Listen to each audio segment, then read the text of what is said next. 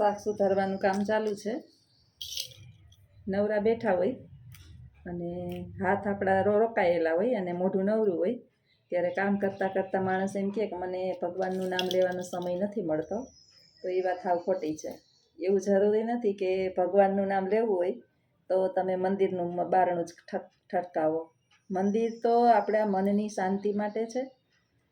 નવરાશની પળોની અંદર આપણી પાસે સમય હોય તો મનનું શુદ્ધિકરણ માટે છે. બાકી ભગવાનનું નામ, હરિનું નામ તો તમે ગમે ત્યાં લઈ શકો. ગોરો કુંભાર છે ને, ગોરો કુંભાર એ માટલા બનાવતા એ ભગવાન શ્રી કૃષ્ણના નામનું રટણ કરતો અને એટલો બધો એની અંદર તલ્લીન થઈ જતો કે ભગવાન એક વખત એની કસોટી કરવા આવ્યા. ભગવાનના પદ ગાતો હતો ગોરો કુંભાર. તમે ગુજરાતી હોય, આપણે બધાએ ગોરા કુંભારની વાત સાંભળી છે. એનું પિક્ચર આવી છે ગુજરાતી. ગોરો કુંભાર ના જોયું હોય તો જોઈ લેજો, બહુ જૂનું પિક્ચર છે. પછી માટલા બનાવતો ભગવાનનું એટલું બધું એની અંદર ભગવાનમાં જેનું ધ્યાન હતું એટલો બધો ખોવાઈ ગયો. ગારો ખૂંદતો હતો. એ સમયની અંદર જે આધુનિક ટેકનોલોજીવાળા કાંઈ મશીનો કે હતા નહીં, એટલે પગેથી ગારાને ખૂંદવો પડતો. ખૂંદતો એટલો તલ્લીન થઈ ગયો કે એને પોતાના દીકરાને માટીની અંદર નાનકડા ભાખોડિયા ભર 4 પગે ચાલતું બાળક એની પાસે પિતાજી કરી અને આવતું હતું અને એને કચડી નાખ્યો ગોરા કુંભારે. તો પત્ની આવી અને આ બધું જોયું અને રાડોરાડ થઈ ને તારો હરિયામ ને દીકરાને લઈ લીધો ને આ ભક્તિ માગે હું. ભગવાન પ્રગટ થયા ગોરા કુંભાર ઉપર, દીકરાને પાછો ફરીથી રમતો કર્યો. એટલે મિત્રો, જરૂરી નથી કે ભગવાનને પામવા માટે થઈ અને ભગવાનના હૃદયની અંદર સ્થાન પામવા માટે થઈ અને તમે મંદિરમાં જાઓ. સાચા દિલથી કોઈ પણ સમયે, કોઈ પણ જગ્યાએ, કોઈ પણ સ્થળે આપણે ભક્તિ કરીએ તો ઈશ્વર જે છે એ ચોક્કસ આપણા ઉપર મહેરબાન થાય જ. આ કલયુગ છે. કલયુગની અંદર આપણું આયુષ્ય ટૂંકું છે.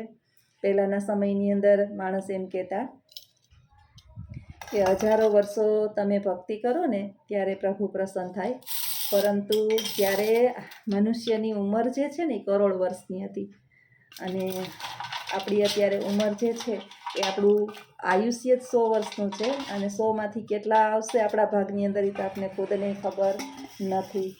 તો એ 100 વર્ષની અંદર આપણે ક્યાંથી ભગવાન કરોડ વર્ષ. એટલે તમે સાચા દિલથી આખા દિવસની અંદર 5 થી 10 ભગવાનના નામ લ્યો, હાલતા ચાલતા નામ લ્યો. તમારી પાસે બેહવાનો સમય ના હોય તો એ કાંઈ નહીં, છતાં પણ ભગવાન જે છે એ તો આપણા ઉપર મહેરબાન થાય જ, થવાનો જ છે. બસ મનને વિશ્વાસ હોવો જોઈએ અને દરેક કાર્ય કરીએ, કાર્ય આપણે કરવાનું છે. ભરોસો ઈશ્વર ઉપર રાખવાનો છે કે તને ઠીક લાગે એમ કરજે. આપણે કાંઈ જાણતા નથી. આપણા માટે આપણે તો જે છે ને એવા માણસ છીએ કે બધું માગી રાખ્યું ભગવાન પાસે. ભગવાન મને આ આપને, ભગવાન મને ઓલું આપને, ભગવાન મને ઓલું આપને, ભગવાન મને આ આપને. ભગવાનને ખબર છે કે ખરેખર આપને શું આપવા લાયક છે અને આપણે શેના માટે, આપણા માટે શું જરૂરી છે. બધું ઈશ્વર ન આપી દે, કારણ કે આપણી ઈચ્છાઓ તો 5-5 મિનિટે બદલે. બજારની અંદર કેમ સારું જોઈએ મન લોભાય એમ આપણી ઈશ્વરો લોભાઈ રાખે. એટલે આપણા માટે જરૂરી છે ને એ જ ઈશ્વર આપને આપે, એનાથી વધારે ઈશ્વર આપને કાંઈ આપે નહીં. એટલે જીવન અહીં આમ જ છે. ઝીણી દેશી ચોરી છે. આ ચોરીનું શાક સરસ મીઠું થાય. એની અંદર નાખીશ થોડાક 2-4 બટેટા, કારણ કે બા જે છે એ કોઈ લીલોતરીનું શાક ઓછું ખાય, એના માટે બટેટા તો નાખવા જ પડે. કોબી મરચાંનો સંભારો સુધારી લીધો ને વિચાર્યું કે હાલતા એ ભગવાનનું આપણે નામનું સ્મરણ કરી શકીએ. ગોવાલણો છે ને, ગોકુળની અંદર ગાયું દોતી, દૂધ વેચવા જતી, સવારમાં છાશ કરતી. તો એ સમયે સ્પેશિયલ બેહીને ભગવાનનું નામ ન લેતી, એ પદ રચતી. અને કૃષ્ણ ભગવાનની અંદર એની એટલી બધી માયા હતી ને કે એ કામ કરતાં કરતાં કૃષ્ણ ભગવાન, નાનકડું બાળક હતું ભગવાન ત્યારે તો ગોકુળની અંદર, ગોવાળિયો હતો, છતાં એ ગોપીઓને તો ખબર નહોતી કે ભગવાન છે, છતાં એના માટે એ પદ રચતી અને ગાતી. મને એનું એમાંથી એક પ્રભાતિયું છે ને બહુ સરસ ગમે છે. જાગને તુજા દેવા, કૃષ્ણ ગોવાળિયા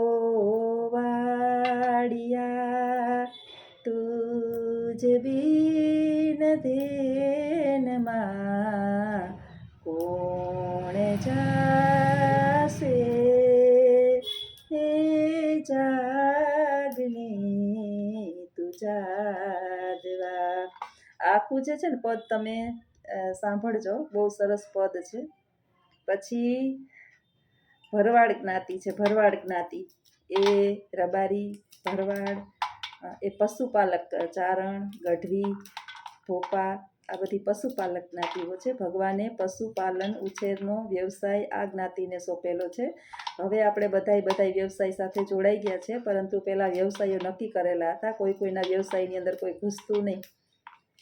જેનો વ્યવસાય હોય ને એ જ વ્યવસાય કરતા. એમાં ભરવાડો સવારની અંદર ગીત ગાતી અને પદ રચતી. એમાં એક ભોળી ભરવાડ હતી.